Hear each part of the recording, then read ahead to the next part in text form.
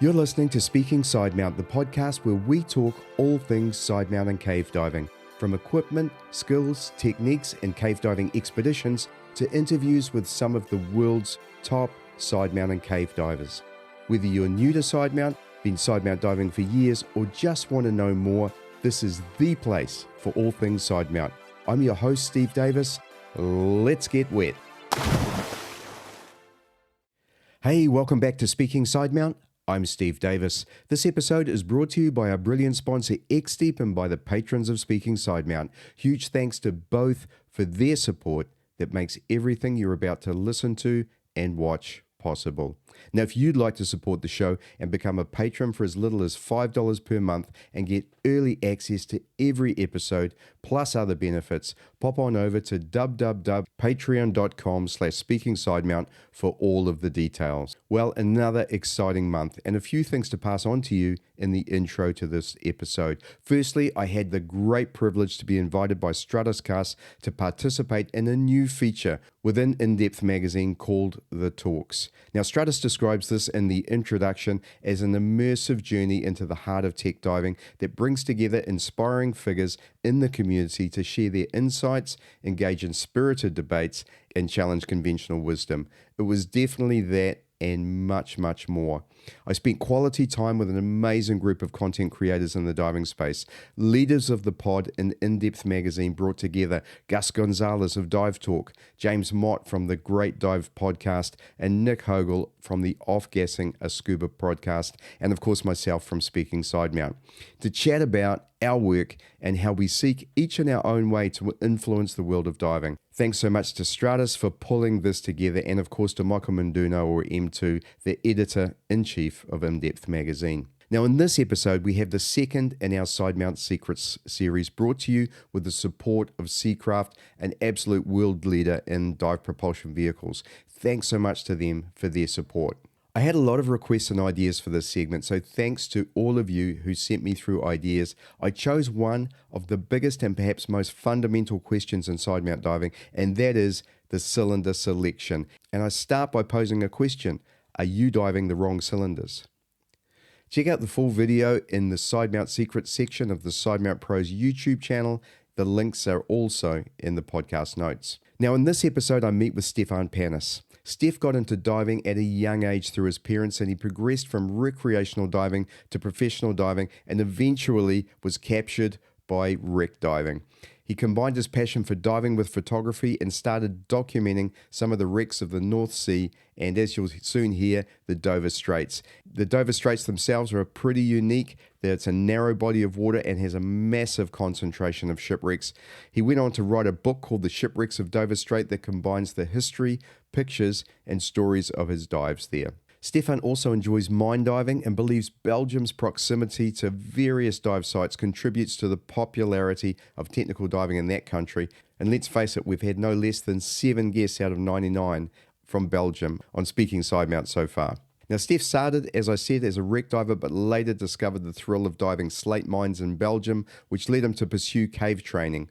And Stef and his team now explore and document the mines of Belgium, providing valuable information for speleologists and also for emergency responders. He organises the Dive Expo Belgium event that brings together divers from all backgrounds, including recreational and technical diving. Now, Stef and I discussed the challenges of transitioning from warm water to cold water diving, and then we get into DPVs, talking about the Seacraft Go and how we both love this DPV and are using it for our diving projects. Thanks a lot to Xdeep for sponsoring this podcast. Thank you to the patrons, and also thank you to Seacraft Go for sponsoring this episode's Sidemount Secret segment. All this and much, much more in this episode of Speaking Sidemount.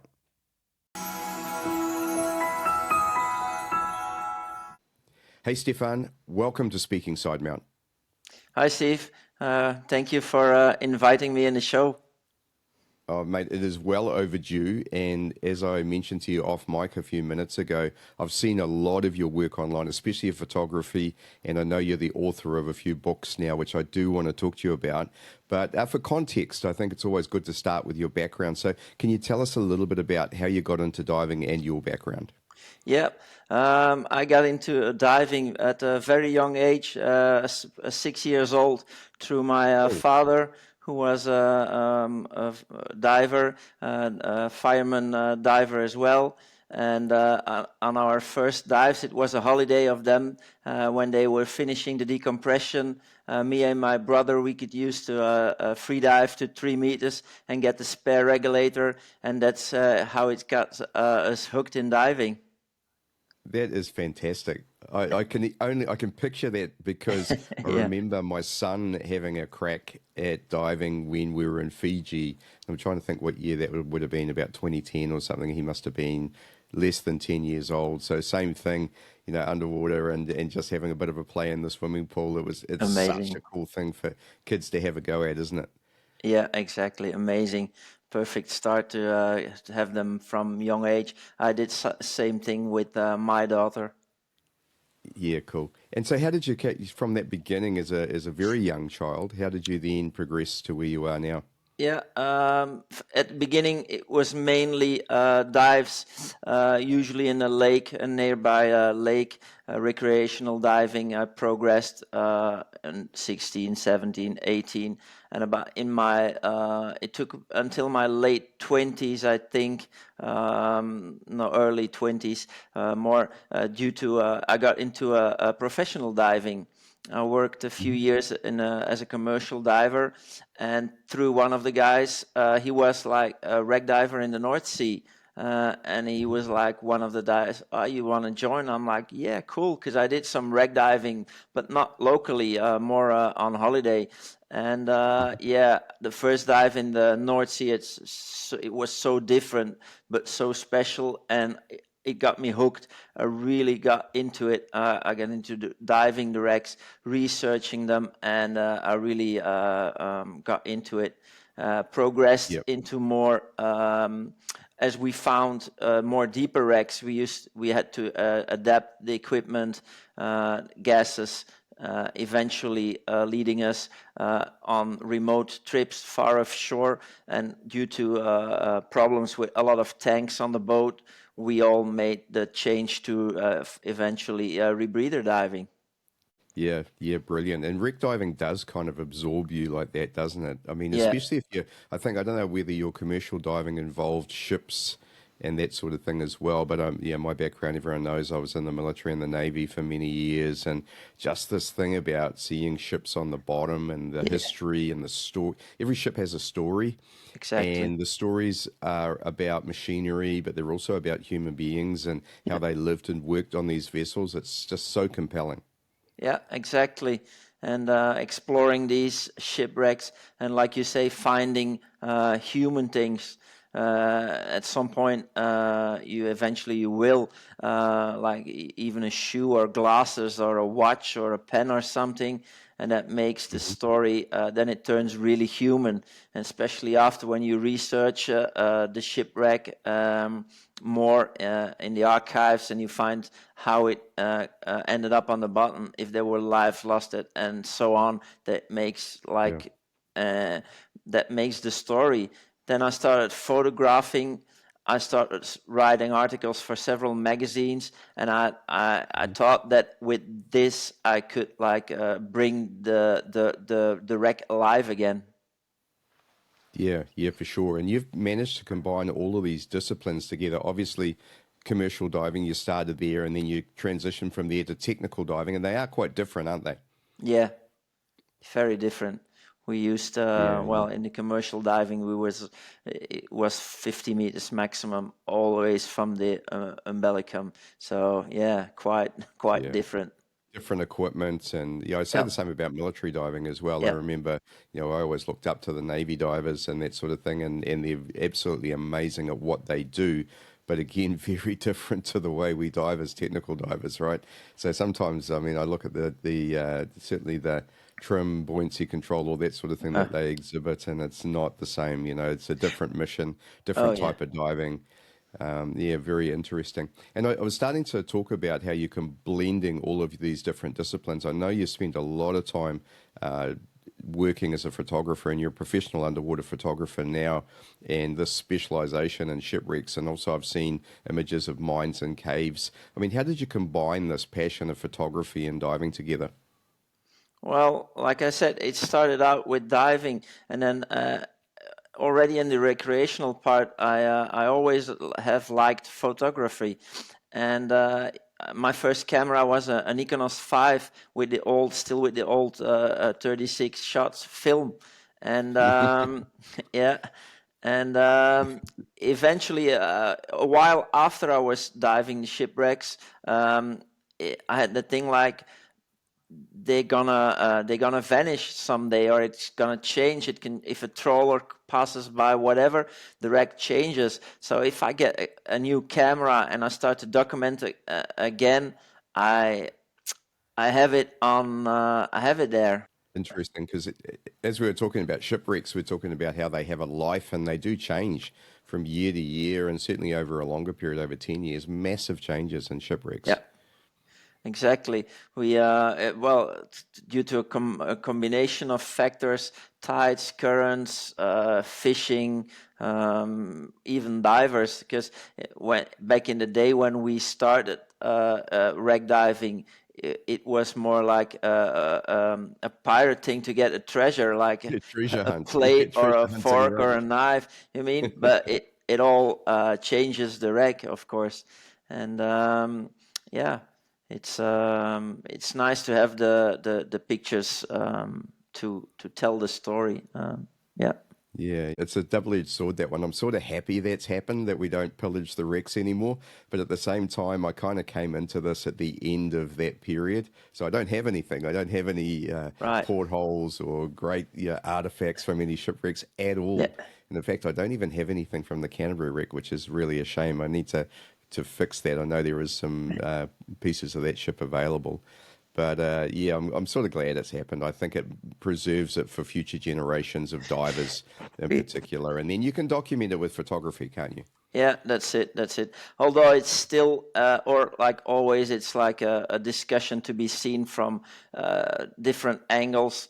Like one particular shipwreck we found in the Dover Straits in the UK, the Josephine Willis, an 1850 shipwreck, wood long gone, and the cargo of ceramics on top of a sand dune.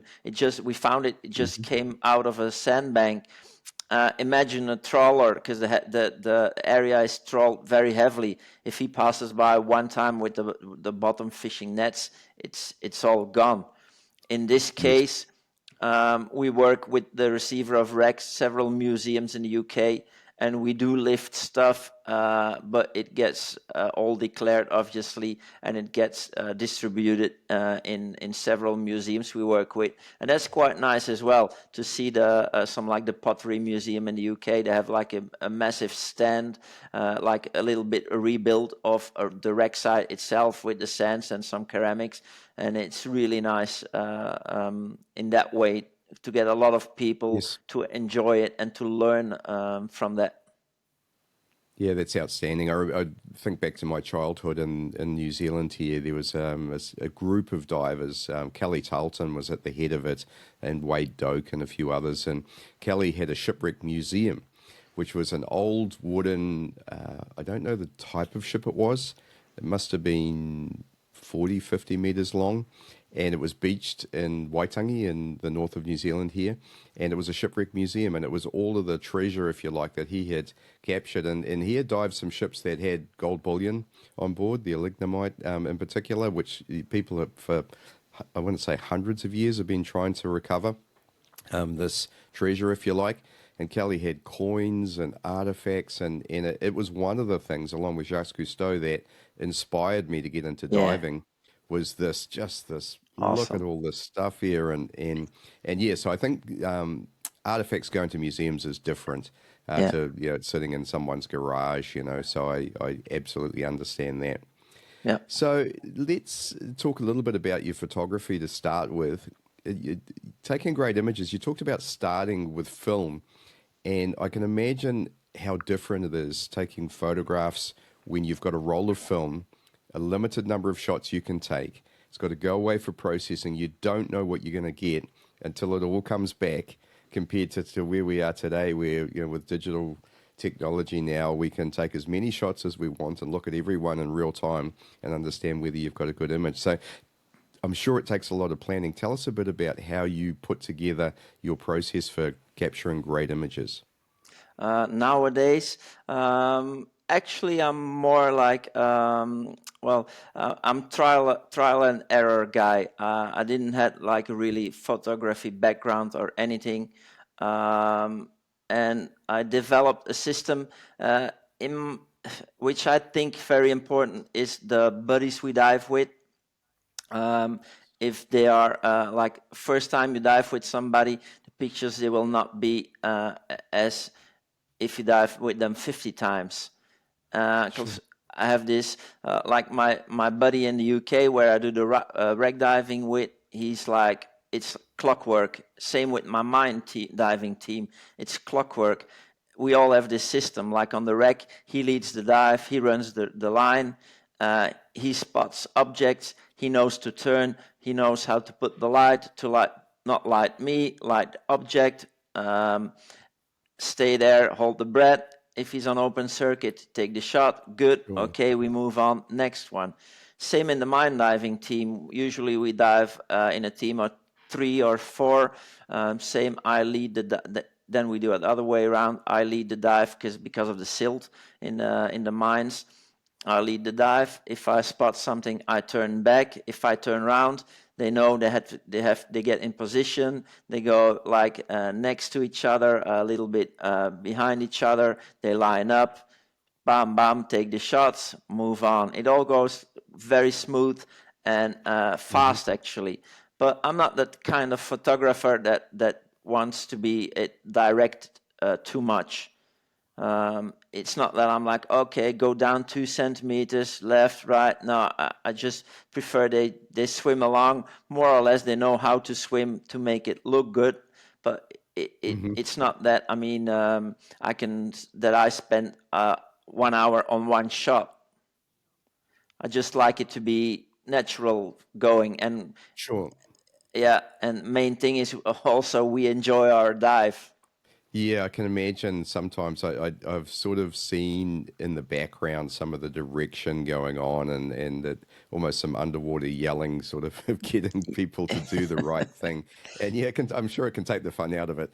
And also, having to be, obviously, you build a skill set to be still for a long period of time, but being still, knowing that someone's going to take a shot, trying to, as you say, either hold your breath or make sure that you're not silting or creating bubbles or Yeah. right angles. Yeah, yeah, it's tough. It's tough. Yeah, it is sometimes frustrating, even as a photographer as well. But in the end, just have to see the fun of it, and you have to know, yeah, everybody's trying his best, and the main thing is we all have a nice dive instead of getting frustrated because there's a Yeah, fin yeah, not in the right position or whatever. I mean, yeah. yeah. Yeah, yeah. I've had some funny experiences with rebreather divers too, especially using helium. So I remember the San Francisco Maru diving with Pete Mesley, and he was taking some pictures, and I was in some of them, which was fantastic. He's a great photographer, Oh but yeah, just he is. listening to him yell at me with his helium voice was just all it was doing was making me laugh. So it was funny. Very cool. So you also have a passion for exploration, and we've talked a little bit about shipwrecks and also mines. I mean, tell us Yeah. about your favorite exploration projects. Ha. In the shipwreck exploration, my favorite definitely is the Dover Straits in the UK. I like it for several reasons. One, it's the most narrow stretch of the English Channel, and it's a super, super high concentration of shipwrecks. Uh, Lots of them we are still discovering new wreck sites every season. Wrecks are quite close to the shore compared to Belgium or Holland when we leave, where we have to do 20, 30, 40 nautical miles. In the UK, when we do like an offshore dive, we do 8 miles. Closest wrecks, Ridiculous. 2, 3 miles offshore. And I mean, virgin wrecks, nobody ever dived and shallow. Mm. 30-ish, 35-ish meters in average, means like on a slack tide, super long bottom time, super long time to explore. I just love it. And another thing is we have shipwrecks from the oldest one, Bronze Age, to recent ones, and everything in between. It's amazing. You really have to make a decision like, oh, what do I want to dive today? It's amazing. I mean, I often talk about my time diving in Truck Lagoon and this amazing proliferation of shipwrecks from Yeah, one very specific event yeah, from back in World War II. And of course, we've got 60 plus shipwrecks there, which is insane. It's amazing. But then to think that you've got not generations, it's almost eras of shipwrecks yeah, there, isn't it? yeah. And the history of it is just immense. So It's it leads us pretty well into your book, which you wrote about, called The yeah, Shipwrecks of Dover Strait. It absolutely caught my eye because of, as we talked about, my passion for that. And I know you've been on a speaking tour for the book, and there were many of us that would have been massively disappointed not to be able to hear that and see your presentations. So yeah. now is our opportunity. Can you tell us a bit about, firstly, how the book came about, and then your experiences in writing it? Yeah. So basically, I started diving in Dover about 12 years ago now. Coincidentally, very much as I was doing research on a shipwreck that is like mid-channel but reachable from Belgium. And I was looking for information, and through something on Facebook, I got in contact with this guy, a local who knew what I needed to know, and that's how we got in contact. And a week after, I was joining them on an expedition to look for new shipwrecks, and that's how it started off. And basically, during those years, I started to document these wrecks, and these guys were like incredible. It was like every season we had 4 or 5 virgin shipwrecks that we found were littered with artifacts from 1700, 1800, which was like absolutely amazing. Identifying them and like researching the history, it was like amazing. And as I was writing articles for several magazines, at a certain point I thought like, okay, I have now all this information of these shipwrecks. I need to do something with it. And it's like, I'm going to launch another book on it. And that's how Hmm. it started. And then I had the base already because I had the pictures. I had done some articles on some part of the shipwrecks. So I started to look like, made the contact with the publisher, like, okay, we can do so many wrecks, there's so many pictures. To start to compile, and then it was just a bit of like a rewrite of an article that was already done, but more in a thinking way of putting it in a book. And in the book, I tried my best to combine the actual history of the ship, finding historical pictures if I could, all drawings, collision drawings, newspaper articles, and combined with artifacts, pictures of the artifacts, some pictures of the underwater, and a short story on how I had my dive on this shipwreck, or some part of something special what happened on one of the dives on the wreck, or on the identification dive, or whatever, to make like a bit of a combination of history, pictures, and story, like all in one. Yeah, sounds brilliant. You may or may not know I've written a book myself on a wreck, on the Canterbury wreck, which was quite special to me in that I was the chief engineer of that ship. So it's sunk, a purpose sunk dive wreck now. So quite different to what you're talking about. But I know the process. And the thing for me was I knew the history of the ship, and I knew what it was like to serve on it, and I also knew what it was like to dive it. So those things all coming together kind of came to be the book. But one of the things that I thought about really hard when I started was, how am I going to lay this book out? What's going to be the order, and what's important to deliver in this book in terms of the message for the reader. How did you come up with that part? How did you decide on this kind of cadence or order of the book in terms of the table of contents and the Yeah, content that goes in? Yeah, well, in this case, I was lucky. I worked with Whittles Publishing from Scotland, and I had great help on putting the book together from their part. They are. It was not the first book on shipwrecks because they have done quite some books on shipwreck and diving, so they are used to it. They've done a few books of Rod MacDonald. So basically, they were always sending me like ideas or how do you like this? No, I like it. I like everything. I like the pictures be more like this, more like this, and eventually you come to you come to the book.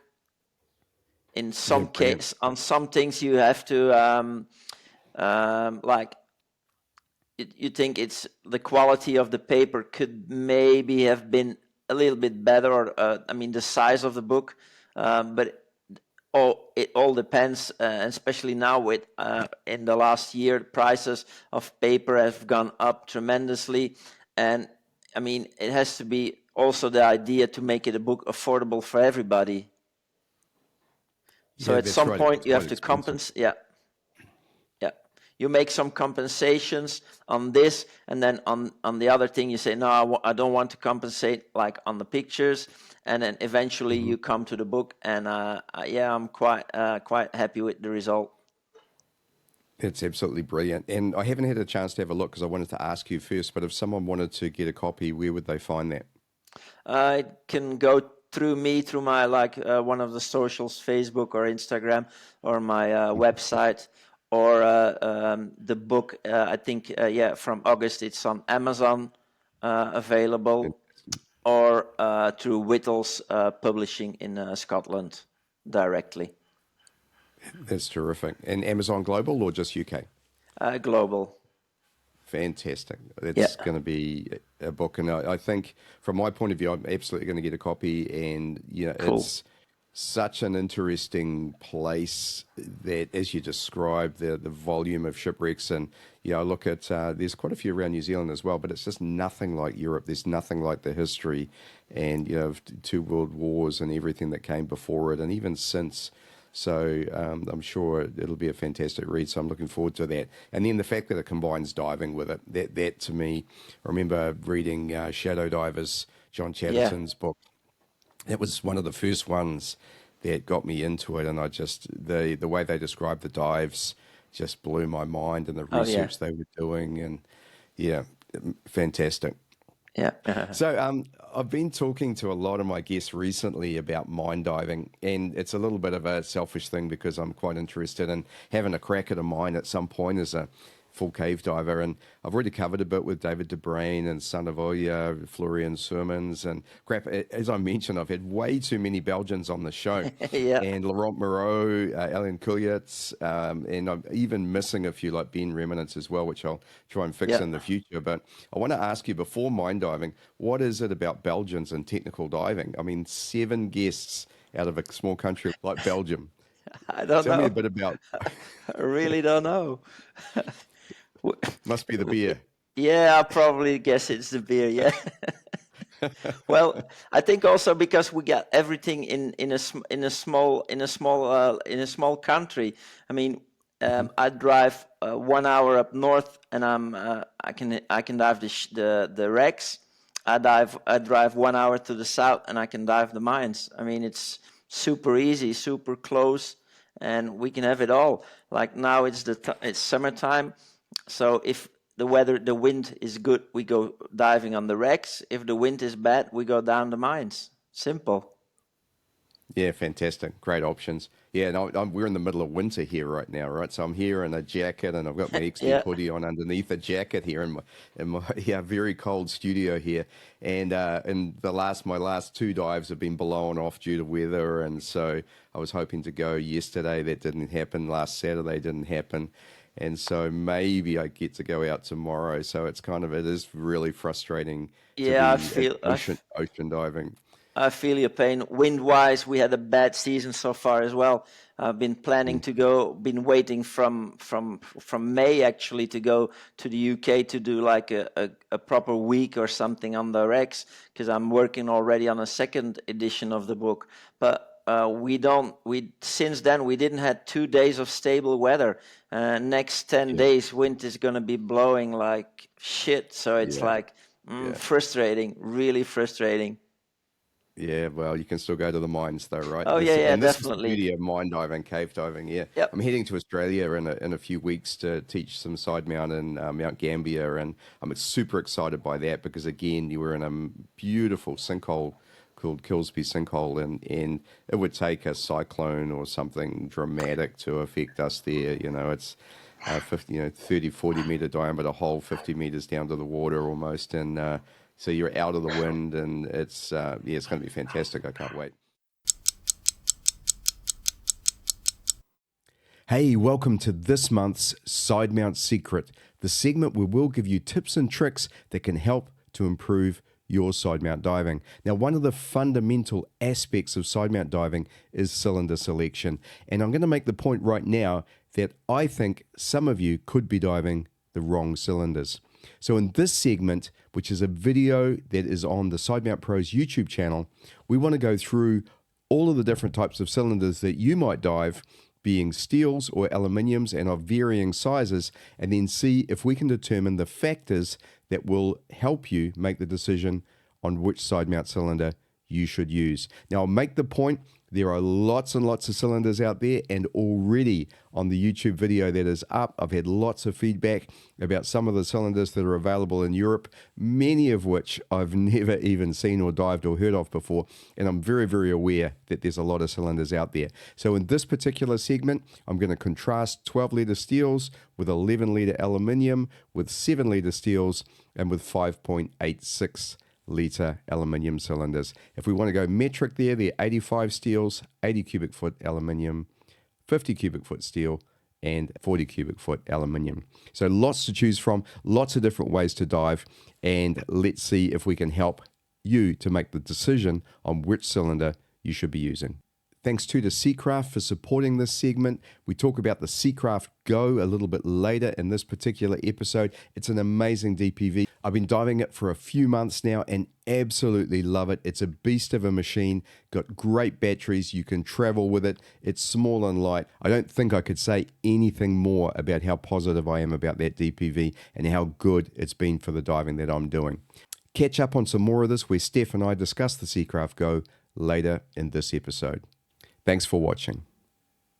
So let's move on. I started to talk about mine diving, and Yep. we got onto Belgian. So let's get back to mine diving. So Yep. what is it? Tell me what you love about diving mines, and tell me about the differences and commonalities between different types of overheads, especially shipwreck diving and also cave diving. Yeah. So as I said, I was like from the start a really hardcore wreck diver. But as the season is quite short, meaning like from April, May till end of October-ish, and the season's gone. And in at first, winter time was like long time with just no diving or just an occasionally dive in the lake. But in the winter, the lake is dead, so it's not really like a very nice dive. You just do it to maintain, and that's it. And at some point, I got somebody invited me to go on. You want to dive?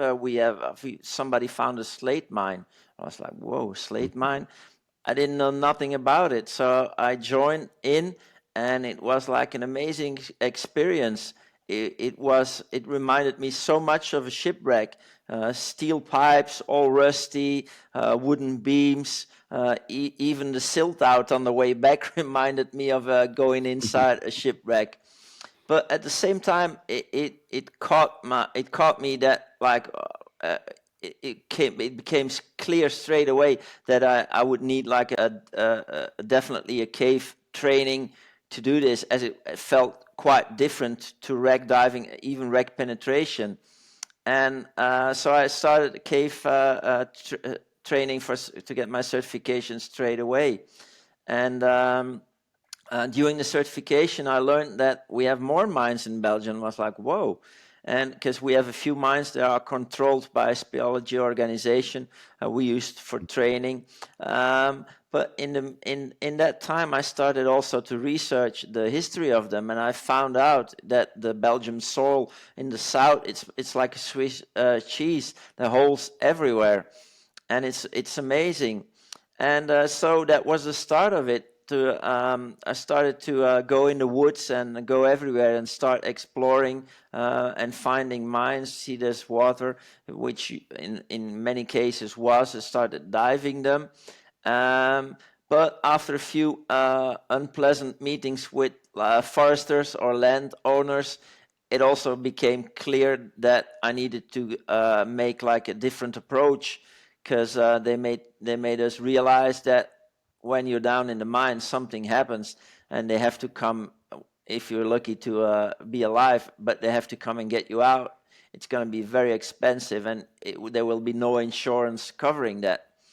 So that made me start the mine exploration team, a team where I tried, like where David de Bruyne is also a member of, and meanwhile Florian as well, where we try to like get official access to sites. So we are covered with insurance.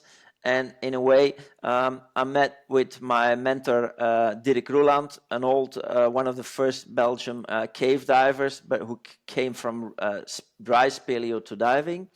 And he's like an expert in making the drawings and 3D topography. And that's what we have to offer too. In most cases, the mines are now closed by fence for bat hibernation, because the bat came protected in Belgium. And of course, in the summer season, the bats are out, and the deal is we make topographies and document the sites for them, and they are quite happy with it, because they use the plans in case of an emergency. They had it during Corona, and one of the biggest mine systems, an urbex guy got caught somewhere, and they called the foresters at 2 o'clock in the night, and he had to go down there, and they had to find him, and it's difficult. And now they are very happy because they have the sites documented like in big drawings, and in case something happens, they take the drawing out, and they know where they have to go, and that's the advantage for them. And meanwhile, we get to dive, so it's a bit of a win-win situation. Now, I just wanted to sort of comment there that it's often when we're diving, especially if you've been diving for a long time, somewhat like me, I think sometimes you just kind of need this project to drive you along as well. It's not so much that you don't enjoy the diving, but it just makes it so much more interesting to have a mission or a project that you're working on while you're diving. Yeah, exactly. Because since the first project, which was in a museum mine, actually it was a mine, and it has 3 or 4 levels. The guy bought the mine, and he pumped one level down, and he uses it to do guided visits.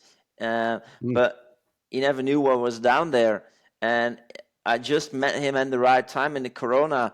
The mine was closed. He couldn't have visitors. And through the mayor of the town, he brought me in contact with him. And he said, the mine is closed anyway, because otherwise you wouldn't be able to dive, because he uses the water of the mine, because that's pure.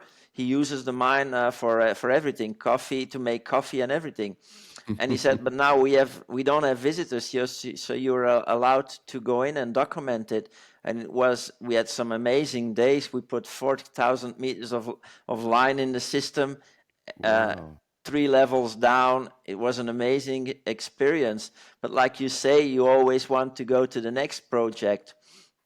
Now, in 3 regions in Belgium, we are working for the foresters at the same time. So it's time consuming. And now we even have probably another project for a European community, which want to evaluate the industrial heritage of certain towns in Belgium. And I got contacted already by 2 towns for a meeting, because obviously they say mining was the thing in our town. So it's our heritage. and because the team got known in what we do a little bit in the last 3 years. They say, yeah, we have to do something with it. So now we are like experimenting with 360-degree cameras and to make like VR dives for them, because they want to bring it to schools, to young people, to see and learn about the heritage, which is a fantastic way to contribute it with what we do. Yeah, yeah. Yeah, I've seen quite a bit of that already. One of I partner with Global Dive in Auckland, and they are working on a housing for the Insta One, I think it is, and called a Mantis housing. And they've been working on taking 3D imagery of shipwrecks and caves that we've been diving and so on. And they one of the guys is an absolute master programmer as well, and he basically gamified one of the little caves out at the Poor Knights Island so that you could actually, with a VR headset, go in there and dive in there and pick up different tools for diving and dive this little cave called Scary Cave. So amazing what you can do now. Yeah, awesome. Fantastic. So that's brilliant. So now I saw, let me change gears a bit. I saw recently that you had Tamara Adami in Belgium there with you, and she lived in Belgium for quite some time, so I know she has some amazing history there from her life. She was my guest in episode 93. For those who don't remember, go back and have a look. It was a fantastic interview. She has the handle Cenote Girl online, and last week you were introducing her to cold water diving in Belgium, and this Yeah. is something quite interesting to me as well. And it's a long way from the balmy cenotes of the Yucatan. So, and I'm asking for a friend here now. Can you share a little bit about what it takes to transition from warm water diving to what is really cold water diving? Yeah, well, I think the main, well, let's say struggle is like the equipment, especially like the suit, the thick undergarments. In most of the cases, if we do like a longer or like 1 hour plus dives in the mines, we use the heating. And I Hmm. think the adjustment to that, dry gloves as well. I think that's maybe the most thing to struggle with in the start, is the dry gloves, because everything is so much more hard to do with the dry gloves on. Not if you're used to Hmm. it, like most of the stuff, but compared to fingertops or without gloves, some simple tasks can be much harder to do with like thick undergarments, the dry gloves, more stuff. Yeah, I think that's the hardest part. Yeah, fantastic. And how did she go? Did she Uh, do a good y- job? I'm sure she was oh yeah, amazing. very good, very good. Yeah, she did a very good job. Yeah, we did only one try dive in the lake to set the equipment, to try the dry gloves. Went smoothly, and the next day we dived the first mine. Oh, fantastic. And you mentioned, because we got delayed on our interview, you went out to the North Sea as well. How did that go? Yeah, so we had the opportunity. We had one window of good weather where we had to chance to dive the North Sea. And while Tamara was here, I said we have to take this chance to show you the North Sea, because maybe in the next weeks you will be here. We will not have a chance anymore to dive it. And she was like really amazed to see the shipwreck, a big passenger liner. Torpedoed in the First World War, with a nice story on hidden gold and jewelry in it, makes it extra adventurous, and so it's like Yeah. super cool. Yeah, and it needs like, well, she did good because it's adjustment again, a different system, a boat. Hot water. Water with high current, dropping you to the buoy, going down on the line, coming back up in the blue. It's adjustment again. So it has been like a bit day after day. It's been adjust to this. Okay, got that. Adjust to that. Okay, got that. Again, something else. So it's like a Yeah. quick learning curve. But I wanted to show like as much as possible while we had the chances. So yeah, it was super Fantastic. fun. Fantastic.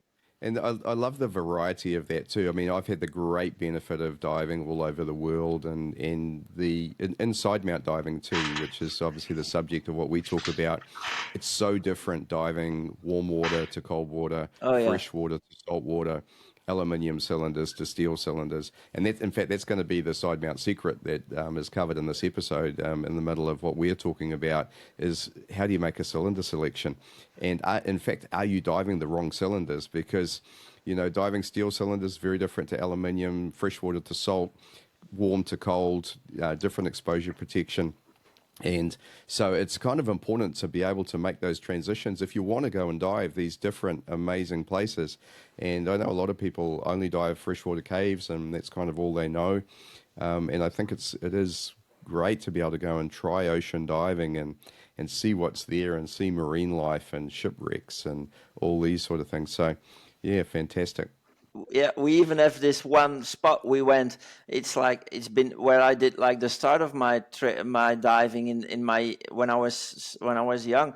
It's like it's salt water, but it's like closed from the North Sea now.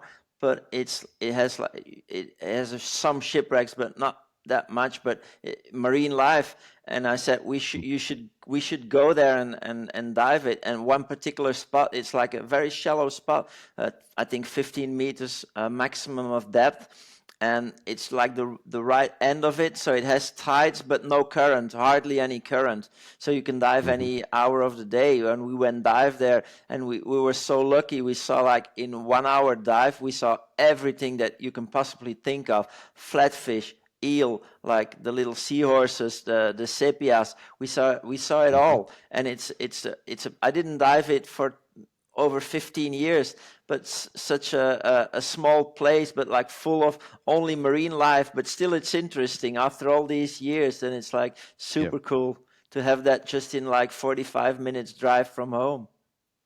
Yeah, yeah, I've had the same similar experience recently. I've been diving in my local area here with one of the local charter operators, and just diving in by myself because I didn't have anyone to dive with. But I'm super happy with that because I can Yeah, just look after myself and no one else. And I've just been looking at the marine life and just the fish life and everything. And you're right. I mean, some of these more shallow dives are actually better because the light is better. Luckily, I was in pretty clear water in some of these, so I'm just surrounded by these fish called demoiselles and blue mau mau, and it's like a fish soup almost. There's so many, yeah, amazing. and yeah, it's just great, and just to hang out. I took the DPV with me, so I'm scootering around and going around the different rock formations, and it's just so much fun. And Yeah, that kind of leads me to the next thing I want to talk to you about. Is that this episode is co-sponsored by Seacraft, and I know you're an ambassador for them. Terrific company. In yeah, my mind, make some of the very best DPVs going anywhere.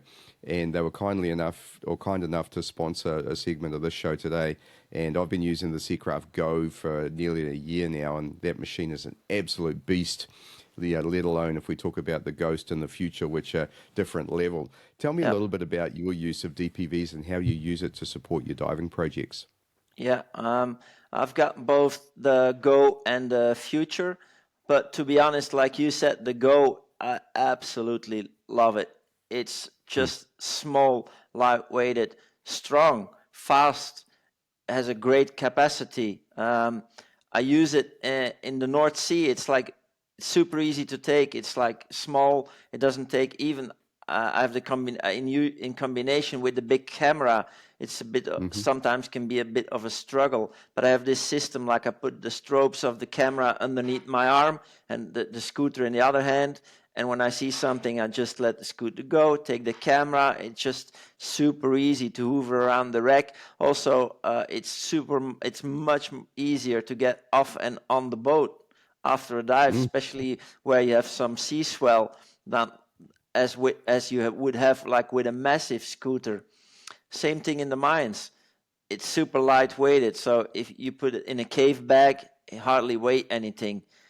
Instead to like a massive scooter which weighs a lot more, especially the mines. It's not like it's 4 5 10 kilometers of system.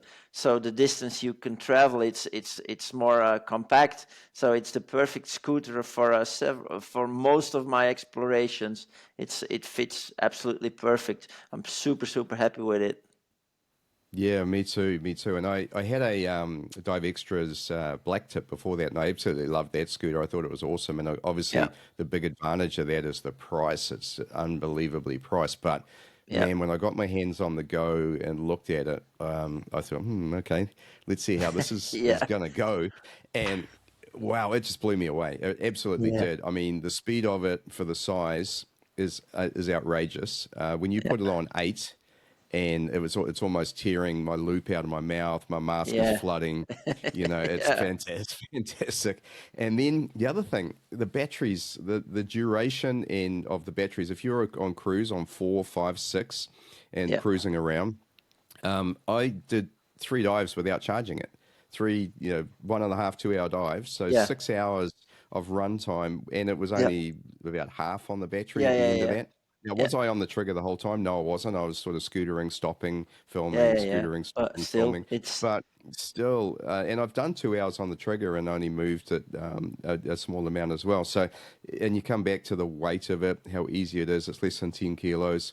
The other big thing for me when I was looking at it was it absolutely had to have travel batteries. And that was oh the yeah, problem all the way along for me. So yeah, as soon as they brought in their travel batteries, yeah, which go in this beautiful little pack, yeah, each one of them is exactly. 94 hours, so it's all approved for airline travel. And then the other thing was you to charge it, you just put your charging connection into the side of the scooter. You don't Super have to easy. remove the batteries. Super easy to charge. Just an amazing machine. So if anyone's looking for a machine, obviously if you have to go long distances on the trigger, maybe the Future or the Ghost is better for you. Yeah, But man, I can't.